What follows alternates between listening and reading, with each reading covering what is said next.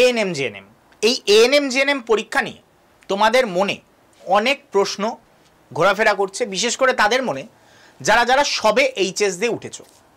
HS দিয়ে ওঠার পর মনে হচ্ছে কেরিয়ার স্টেবল করা এখন খুব জরুরি, এবং কেরিয়ার স্টেবলের জন্য কি পড়া যেতে পারে। তো কি পড়া যেতে পারে সেটার উত্তর হচ্ছে একটা এএনএম জিএনএম। এটাই একমাত্র উত্তর নয়, কিন্তু এটা একটা উত্তর অবশ্যই যে এএনএম জিএনএম পড়া যেতে পারে। কেন পড়া যেতে পারে এই এএনএম জিএনএম? কারণ আমি যদি আজকের দিনে দাঁড়িয়ে দেখি, এএনএম এমন একটা কোর্স যেটা করার পর 100% গভর্নমেন্ট জব হবেই, এবং জিএনএম এমন একটা কোর্স যেটা করার পর 50% চান্স গভর্নমেন্ট জব হওয়ার আর 50% চান্স প্রাইভেট জব হওয়ার, কিন্তু 100% চান্স বেকার হয়ে ঘরে না বসে থাকার।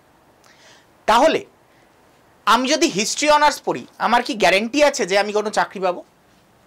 99% সম্ভাবনা হিস্ট্রি অনার্স পড়ার জন্য তো আমি অন্তত কোনো চাকরি পাবো না, তার সাথে অন্য কোনো স্কিল থাকতে পারে, বা আমাকে আবার গভর্নমেন্ট জবের প্রিপারেশন নিতে হবে বা অন্য কিছু।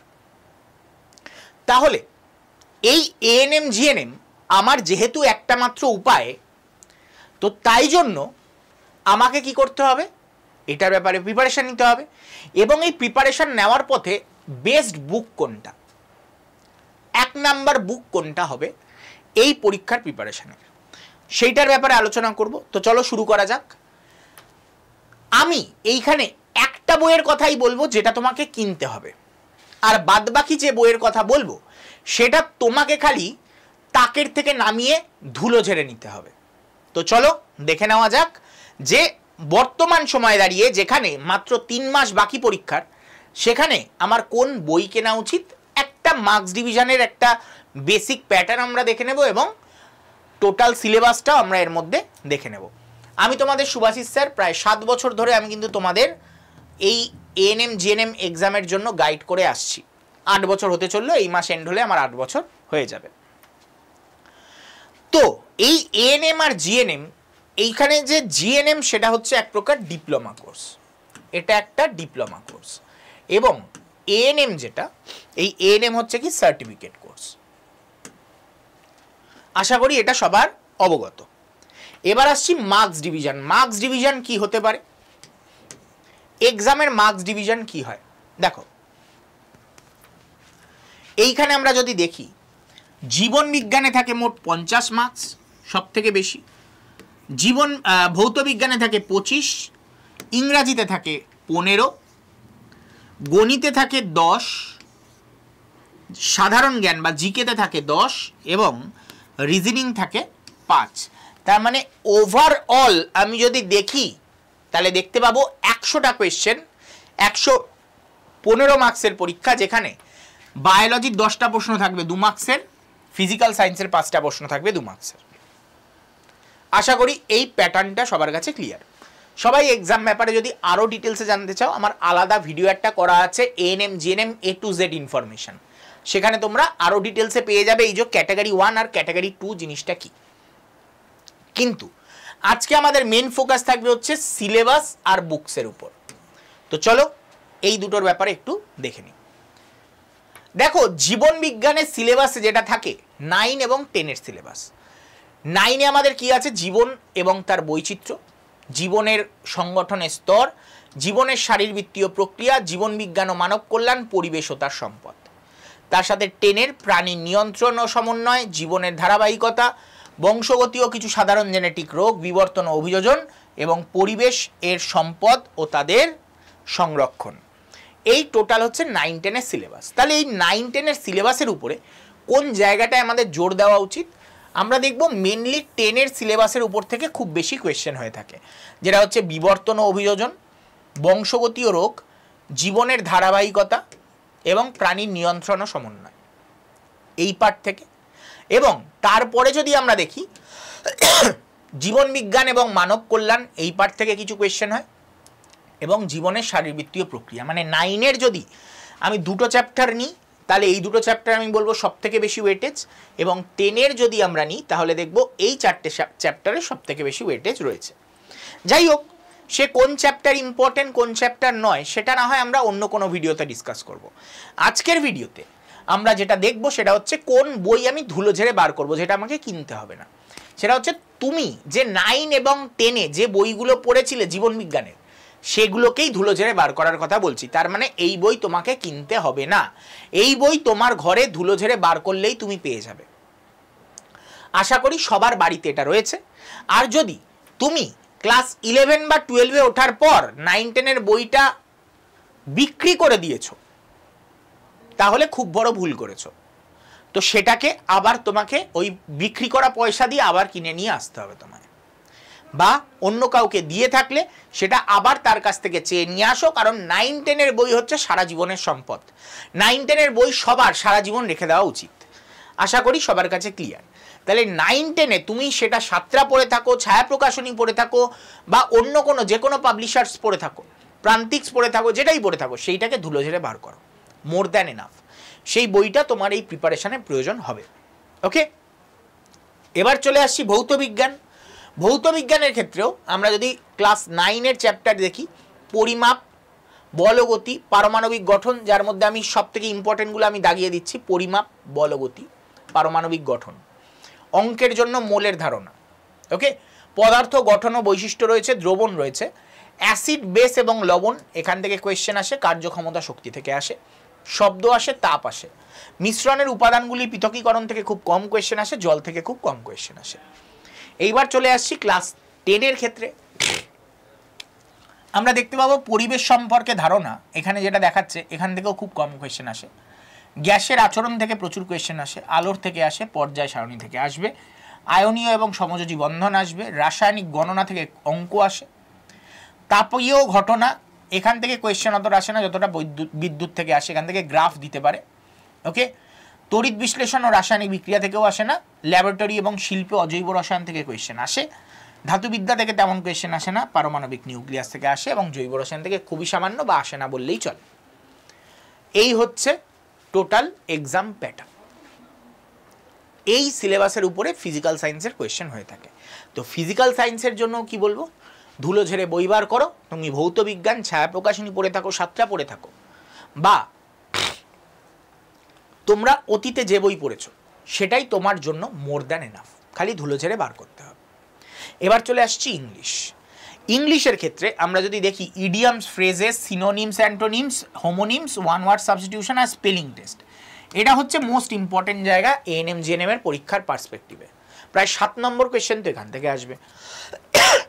তার সাথে পার্টস অফ স্পিচ, তোমরা এখানে যেটা দেখতে পাচ্ছ পার্টস অফ স্পিচ, এখান থেকে মেনলি আসে কি ফিলার্স, মানে ফিল ইন দ্য ব্ল্যাঙ্কস, যেটাকে আমরা বলে থাকি ফিল ইন দ্য ব্ল্যাঙ্কস। এইটা কিন্তু এই এক্সামে বেশি এসে থাকে, ফিল ইন দ্য ব্ল্যাঙ্কস। এইবার আমরা যদি দেখি সেন্টেন্স রিঅ্যারেঞ্জমেন্ট, এটাও পরীক্ষায় অল্প স্বল্প দিয়ে থাকে, প্যারাজাম্বলস, প্যারাগ্রাফ কমপ্লিশন, জাম্বলস সেন্টেন্স খুব দিয়ে থাকে, অল্প স্বল্প দিয়ে থাকে। কিন্তু আমরা এই গ্রামার পার্ট থেকে খুব কম আমরা কোয়েশ্চেন দেখতে পাবো। ঠিক আছে, গ্রামার পার্ট থেকে আমরা খুব কম দেখতে পাবো, যেটা মেনলি পার্টস অফ স্পিচ থেকে কিন্তু বেশি কোয়েশ্চেন আমরা দেখতে পাবো। এটা তুমি পরীক্ষার হলে গেলেও বুঝতে পারবে।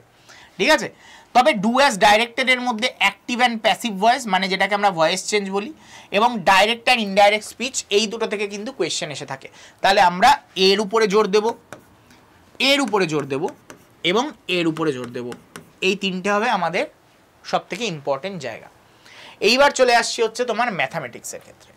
ম্যাথামেটিক্সে এতগুলো চ্যাপ্টার থাকলেও এই যে পরীক্ষায় লেখা থাকে অ্যারিথমেটিক আছে খালি সিলেবাসে, কিন্তু আদৌ এটা চরম লেভেলের মিথ্যা কথা। খালি অ্যারিথমেটিক নয়, তুমি যদি দেখো ট্রিগোনোমেট্রি 2D 3D হচ্ছে তোমার পরিমিতি, যেটাকে বলে থাকি পরিমিতি এবং ট্রিগোনোমেট্রি দুটোর ওয়েটেজ সব থেকে বেশি থাকছে, প্রায় 50 to 60%। এই কোয়েশ্চেনগুলো দিচ্ছে যেটা সিলেবাসে লেখাও নেই। তাহলে সিলেবাস তোমাকে বোকা বানিয়ে দিচ্ছে। এখান থেকে তো কোয়েশ্চেন আসছে, আর বাদবাকি থেকে 40 কি 50% আসছে। এবার বাদবাকিগুলোর মধ্যেও তুমি কয়েকটা জায়গা বাদ দিতে পারো, যেমন নৌকা ও স্রোত বাদ দিতে পারো, এখান থেকে খুব কম কোয়েশ্চেন আসে। ঠিক আছে, তো এরকম কয়েকটা জায়গা হচ্ছে এখান থেকে কিন্তু বাদ দেওয়া যেতে পারে। ঠিক আছে, দশমিক ভগ্নাংশ থেকেও তাও কম কোয়েশ্চেন এসছে, তো এই জায়গাগুলো সরলীকরণ থেকে কম কোয়েশ্চেন এসছে। ঠিক আছে, HCF LCM থেকে কম কোয়েশ্চেন এসে, সংখ্যাতত্ত্ব থেকেও কম কোয়েশ্চেন এসছে, ঠিক আছে। তবে একেবারে আসেনি তা নয়, এসছে, কম এসছে, কিন্তু বাদ বাকি জায়গাগুলোর উপরে ওয়েটেজ কিন্তু রয়েছে। কিন্তু এই যে ইংলিশ আপনি বলে দিলেন কিন্তু বইয়ের নাম বললেন না, অঙ্ক আপনি বলে দিলেন কিন্তু বইয়ের নাম বললেন না, তাহলে এই দুটো কি পড়তে হবে না? এর জন্য একটাই বই বলবো লাস্টে গিয়ে, এটার জন্য একটাই বই বলবো, আসছি লাস্টে। যেমন রিজনিংয়ের ক্ষেত্রে তোমায় জোর দিতে হবে মোট 8টা চ্যাপ্টারের উপর। এই এত কিছু সিলেবাসে থাকলেও এই 8টা চ্যাপ্টারের ব্যাপারে আমি যদি বলি কোন কোন চ্যাপ্টার, আমি তোমাদের নাম ধরে সেই চ্যাপ্টারগুলোর নাম বলে দিচ্ছি। একটা হচ্ছে নাম্বার সিরিজ, একটা হচ্ছে যে সিরিজের মধ্যে নাম্বার সিরিজ আসে, ওকে। তারপরে আসে হচ্ছে কোডিং ডিকোডিং আসে। তারপরে আসে হচ্ছে ব্লাড রিলেশন, এখানে পাজল যেটাকে বলে থাকি আমরা, লেখা নেই, আমি এখানে লিখে দিচ্ছি, ব্লাড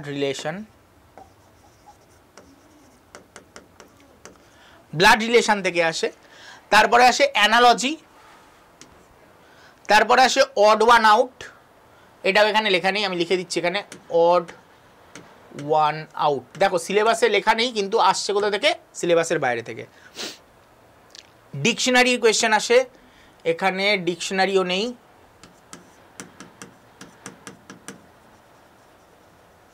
ডিকশনারি থেকে কোয়েশ্চেন আসে মিসিং নাম্বার অ্যান্ড ফিগার,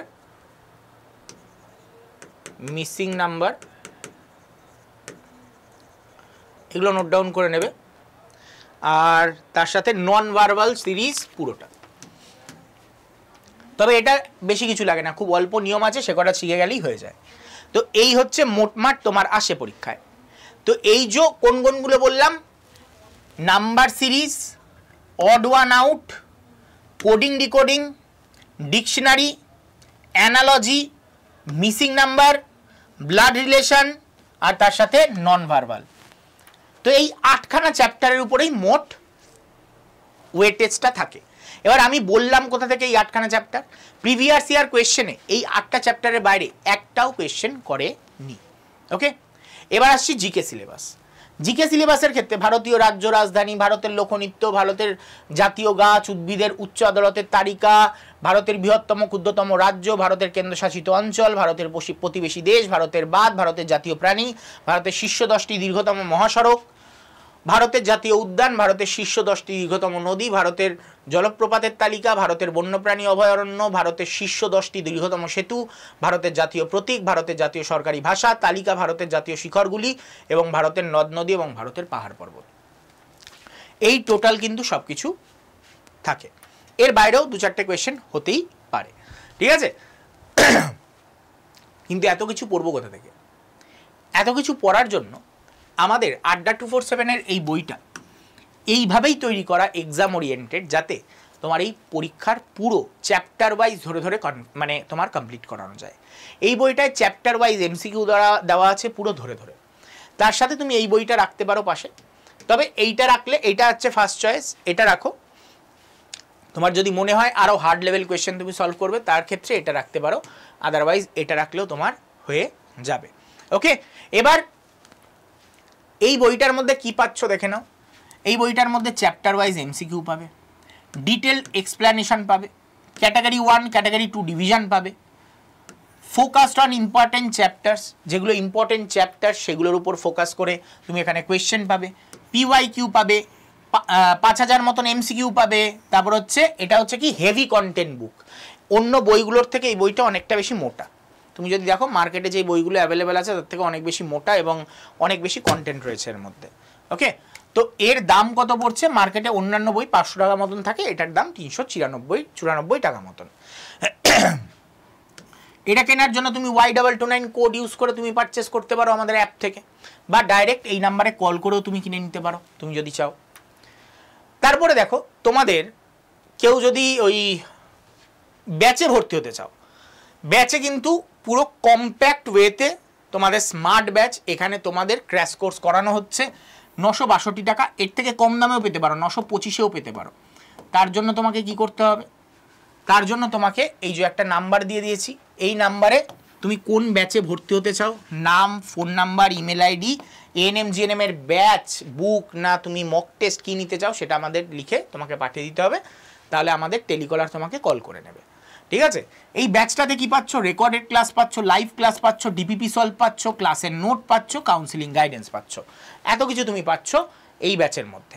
এবং তুমি যদি দেখো মক টেস্টের ক্ষেত্রে দেখতে পাচ্ছ এই নাম্বারে কল করে নাও মক টেস্টে ভর্তি হওয়ার জন্য। সাবজেক্ট ওয়াইজ মক টেস্ট পাবে, ডিটেল এক্সপ্লেনেশন পাবে, ক্যাটাগরি 1 ক্যাটাগরি 2 ডিভিশন পাবে, তার মধ্যে only focused on important important চ্যাপ্টারের উপর ফোকাস করে কোয়েশ্চেন পাবে, 3টে প্রিভিয়াস ইয়ার কোয়েশ্চেন পাবে, 69 মক টেস্ট পাবে, এর মধ্যে 69খানা মক টেস্ট। ওকে, তো এটার জন্য তুমি Y229 কোড ইউজ করতে পারো এবং 325 টাকা বা তারও কমে তোমার হয়ে যাবে। ওকে, কেনার পদ্ধতি বলে দিয়েছি যে এই পদ্ধতিতে। এইবার কেন আমি এত জোর দিয়ে বলছি যে আমাদের মক টেস্টটা নিলে তোমার লাভ হবে, দেখতে পাচ্ছ মিতালি পাল বা এতজনের নাম দেখতে পাচ্ছ, খালি এই কজন, আরও দেখাচ্ছি, চলো তুমি দেখতে দেখতে হাঁপিয়ে যাবে। দেখো, আর আরেকটা কথা বলছি, গ্রুপে জয়েন করতে পারো আমাদের হোয়াটসঅ্যাপ গ্রুপ, এই নাম্বারে জাস্ট হাই লেখো, এই নাম্বারে হাই লিখলে কিন্তু আমাদের লিঙ্ক পেয়ে যাবে এবং জয়েন হয়ে যেতে পারবে। এটা আমাদের পুরনো ব্যাচ, যেই ব্যাচ এন্ড হয়ে গেছে, আর যেই ব্যাচটা আজকে দেখতে পাচ্ছ তোমরা ওটাও কিন্তু খুব শিগগিরই এন্ড হয়ে যাবে। তো বেশি দেরি না করে তাড়াতাড়ি নিয়ে নিও, কারণ কালকেই এর লাস্ট ডেট। তুমি যবে এই ভিডিওটা দেখছো সেই দিনে দাঁড়িয়ে তারপরের দিন হচ্ছে লাস্ট ডেট। আর কারা কারা পাস করেছে তুমি দেখতে দেখতে হাঁপিয়ে যাবে। চলো, তোমার জন্য একটু টাইম দিলাম, চলো দেখতে থাকো কতজন পাস করেছে। আমি বলছি যে আমরা দেখাতে গিয়ে অতটা হাঁপাবো না, তুমি দেখতে গিয়ে যতটা হাঁপিয়ে যাবে। ওকে, তো তোমার এই রেলগাড়ি চলতেই থাকবে। আগামী দিনে হয়তো তুমিও এই রেলগাড়ির সাথে যুক্ত হবে, যেখানে সাকসেসই সাকসেস। পশ্চিমবঙ্গের এমন কোনো হসপিটাল নেই যেখানে আমাদের স্টুডেন্ট নেই। এতটা জোর গলায় বলতে পারছি এই কারণে, কারণ আমরা কোয়ালিটির উপর ফোকাস করে কাজ করে এসেছি বরাবর। ওকে, তো আশা রাখবো তোমরা, এটা জাস্ট কিছুই নয়, এরপরে আরও আছে। ঠিক আছে, এরপরে আরও নাম আছে, তোমরা যদি দেখতে চাও আমি সেটাও দেখাবো, 200 জনের উপরে নাম আছে। ওকে, তো চলো, আশা রাখবো তোমার এই ভিডিওটা ভালো লেগেছে। ভিডিওটা ভালো লাগলে লাইক করে দিও, লাইক করতে ভুলো না, শেয়ার করে দিও অবশ্যই ভিডিওটা বন্ধুবান্ধবের সাথে বা তোমার ক্লাসমেটের সাথে, এবং এই চ্যানেলটাকে সাবস্ক্রাইব করতে ভুলো না, চ্যানেলটাকে সাবস্ক্রাইব অবশ্যই করে দিও। দেখা হচ্ছে তোমার সাথে পরে কোনো ভিডিওতে, ততক্ষণের জন্য টাটা, গুড বাই অ্যান্ড বিদায়।